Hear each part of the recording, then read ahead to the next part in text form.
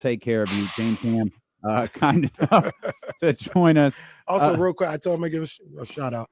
Shout out to our guy Elijah. He's on a beach in God Hawaii. knows where he is. He sent the picture. He says he's on a Of beach in course he Hawaii. is. He's been listening to us the whole time. Okay. I told him I give him a shout out, man. He's just all right. Thank you. All right, man. In Hawaii. Yeah, okay, live your life, bro. You look like you changed. Are we gearing up for an NBA TV hit today? No, I'm in the same clothes I was when I left. Oh, wait, I don't remember. The morning is kind of a blur. Yeah, you kind of like. You might want to go back and rewatch that one. James, what's done is done. Note to self. What's done is done. Man, I feel like we saw you 3 hours ago, and a lot has happened in those last 3 hours, including the fact it appears that De'Aaron, in fact, did request the trade. I don't know if that's actually happened. Well, I mean, we're looking at Sam Amick's report where Sam says Rich Paul has informed Sacramento it would be wise to trade him now, which is not something we knew earlier this morning. Well, I mean, I think at the end of the day, like the way that this franchise has been moving lately, expecting them to trade a player in 9 days is like a complete impossibility. Like they need at least 4 months to pull off a trade.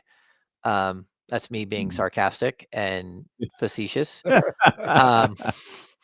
Like, look, expecting this group to pull off a trade in 4 days, like 8 days. I don't know. I don't know that can happen. And like, look, this is a weird situation. Like, you have to maximize value if you're the Kings.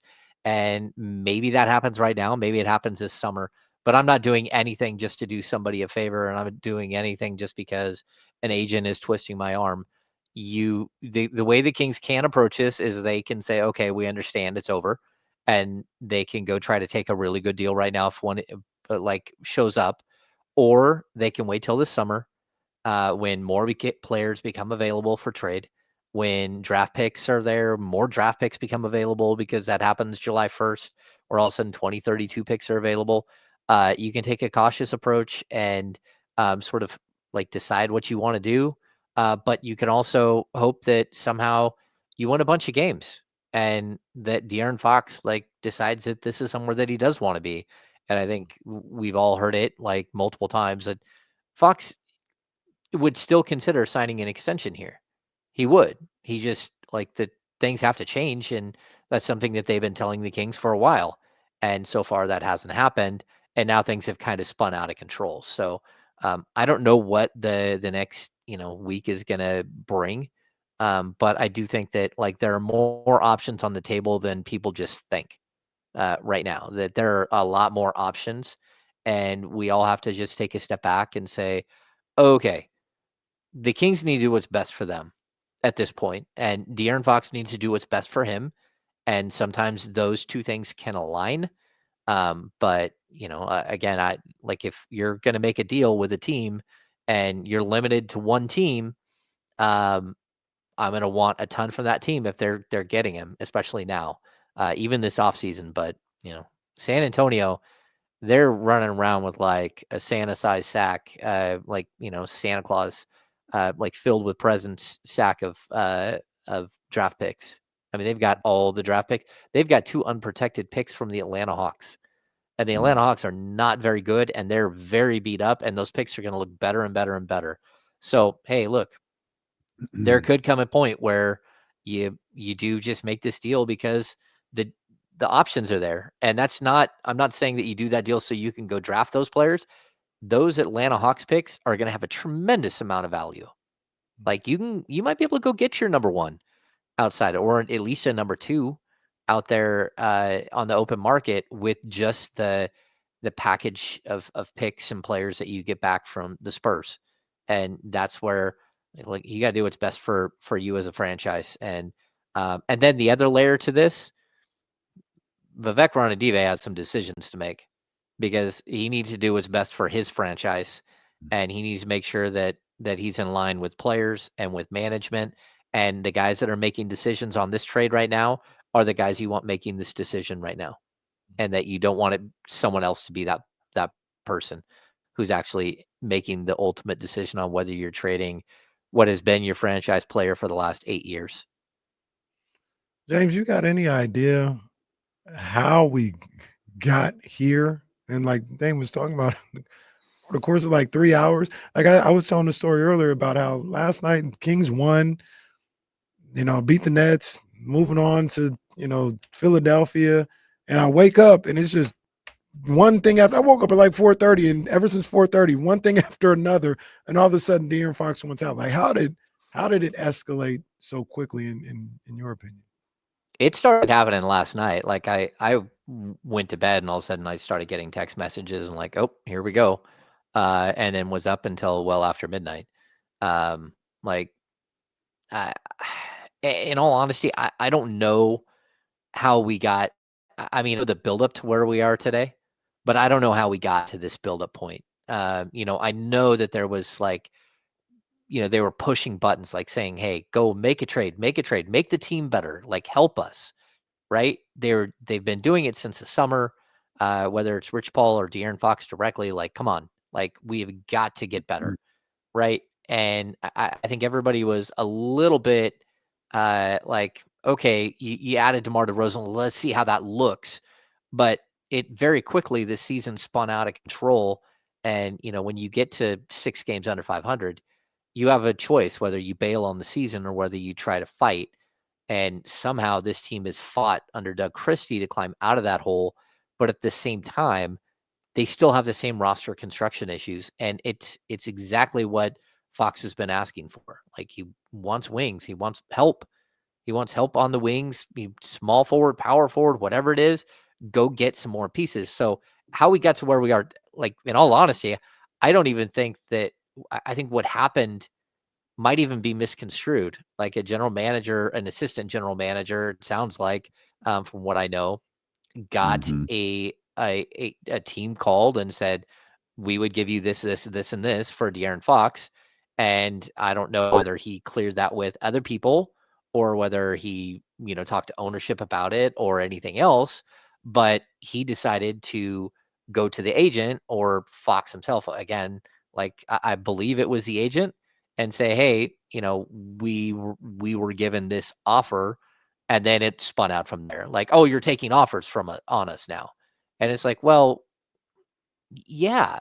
I mean, you are the same guys that said we might want to leave, right? Like, at some point, you do have to actually listen a little bit to the offer, but at the same time, I don't know the exact handling of all the information and all that stuff.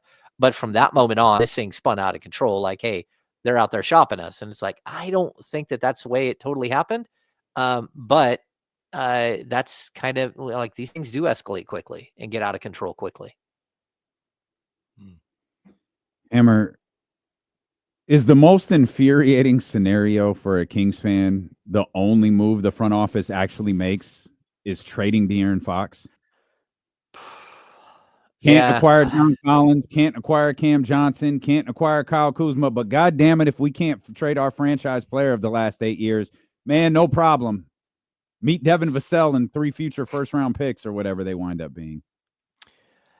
Yeah, I mean, like, look, we're all getting different information at this point, and like, certainly there are reasons why people would say, "Hey, all options are open."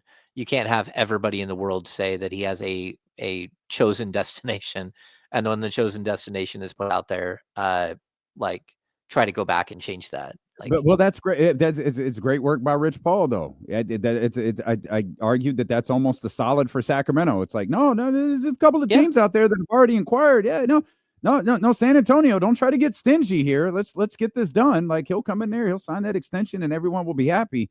It's good work there by Rich to do that. It'd be far more damaging if he said, no, it's San Antonio and San Antonio only. Like that'd be a huge problem. yeah. It's just a question of whether anyone believes him or not. Yeah. I mean, that I think it is going to be a huge problem for the Kings. Either way, you're going to ask for like a ton in return. It doesn't matter. Like, if not, you just hold on to him, and they can say, "Well, we'll just wait a year and he can sign here." It's like, yeah, but you might not have the salary to go sign him to the deal that he wants, and then we won't work with you on a sign and trade because that'll just do nothing but do something silly like hard cap you again, potentially, and like all of these things. So it's like, hey, everyone needs to work together at this point. And I think it puts the Kings in a really weird spot because do you trade for a guy like Cam Johnson or a guy like John Collins if this is hanging over your head?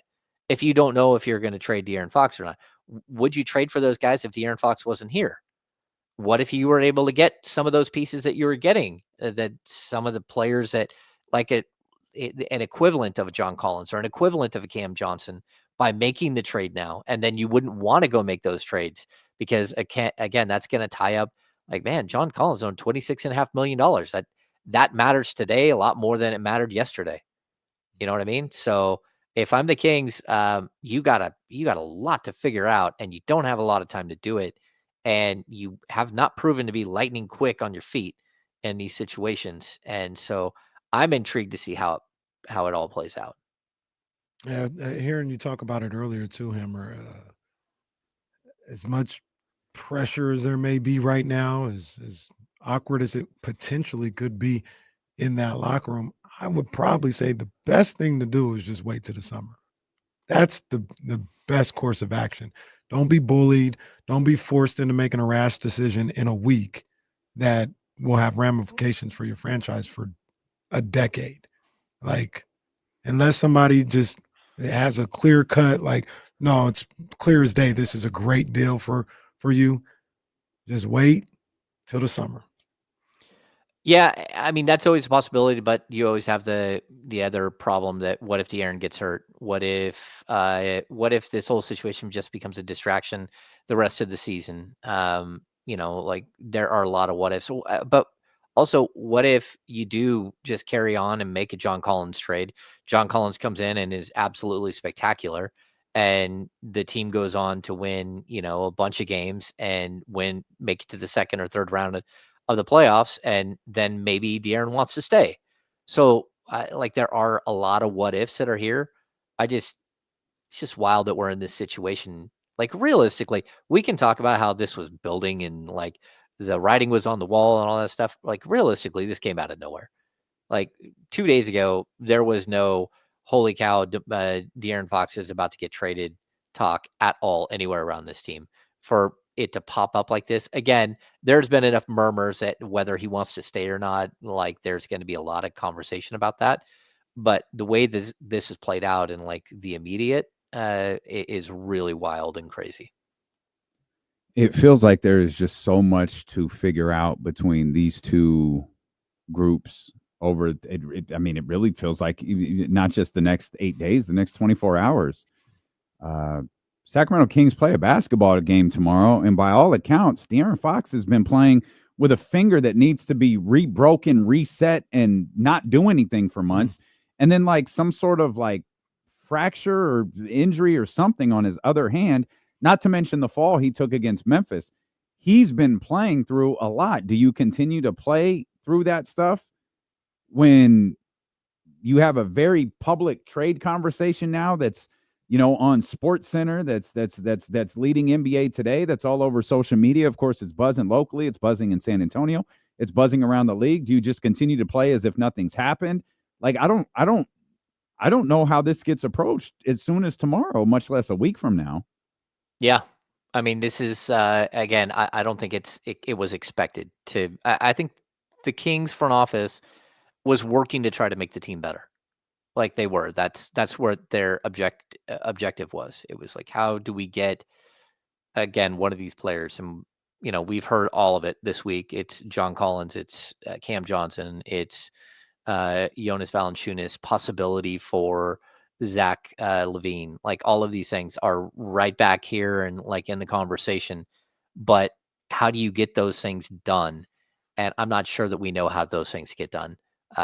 Especially now that you're kind of like thrown into this big giant like ball of craziness. And to me, it's tough. Like I need to know how we got here, and I need to like have some really difficult discussions with everybody within the walls and say, how did we get here? Was this avoidable?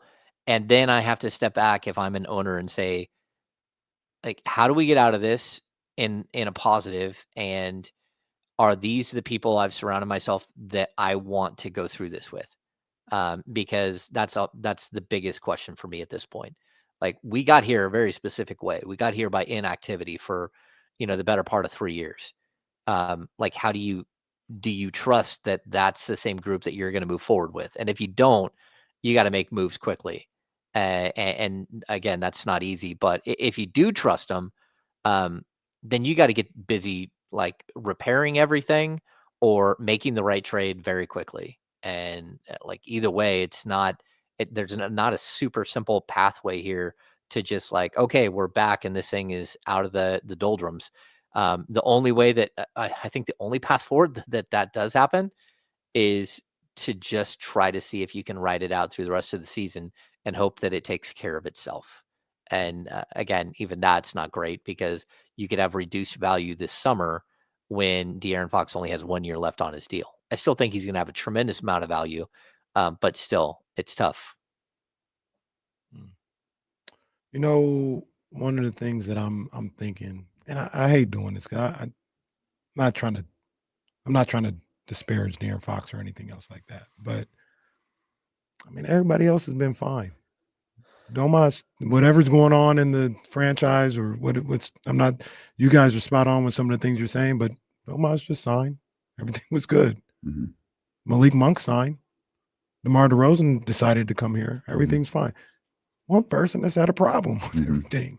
Yeah. And maybe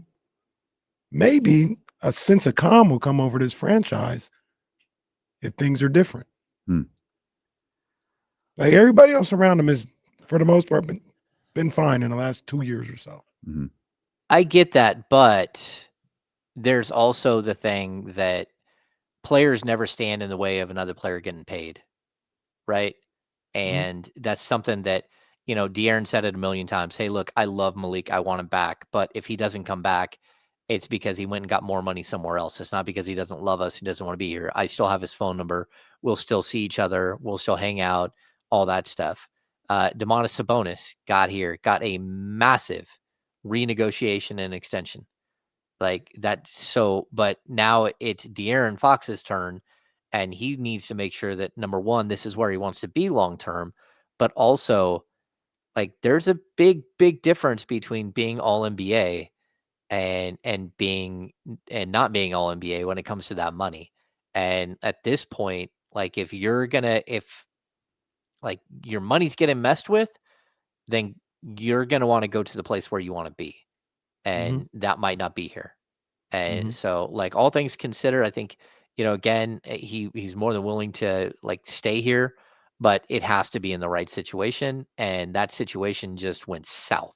And like the whole season has gone south, and there's been again from the beginning, from like you missed out on a couple of deals like right away this summer. You thought you were trading your draft pick. You didn't trade your draft pick. You didn't get the first or second free agent you're going to go after. You did get DeRozan. But then you get into the season and it's like, hey, this thing's not right. We need help. And like, here we are 8 days or 9 days before the trade deadline, and still no help is there. And so, like, just because there's a trade deadline doesn't mean that there was ever a day where you couldn't make a trade. Like December 15th is a day that we all talk about as that day where magically players that were acquired during the summer can be traded. Well, I mean, that was months ago now, that like over a month ago now. And that even that date isn't a real date. Like you could have gone out and made moves early in the season when you knew you had holes. And of course you have to have a partner to make those trades with, but that doesn't mean that you didn't have some things lined up. Like none of these trades that we're looking at right now happened overnight. They all happened months ago. Like the groundwork was laid for all of these things, whether it was at last year's deadline or during the summer at the NBA draft, whatever. All of these trades have been discussed for a while. What do you think ultimately happens, Hammer? Man, I don't know. I'd like to tell you I got some I don't like either. glorious like way that this whole thing changes. If I were betting right now, I would say that De'Aaron Fox is not here by the end of the trade deadline. And pains me to say that because I really have enjoyed covering him as a player and as a human being. And, I like his family, and his wife and kids are great. I see him all the time after games. I love his mom. She's been around a ton. She's a good lady. But like if I'm betting, that's kind of where I would be. And I did not think that we would get to this point. Yeah. Man, oh man. It's gonna be a busy couple days. Insert the Ron Burgundy meme. Boy, that escalated quickly. That escalated quickly. That's crazy, man. That is crazy. Well, James, we were right.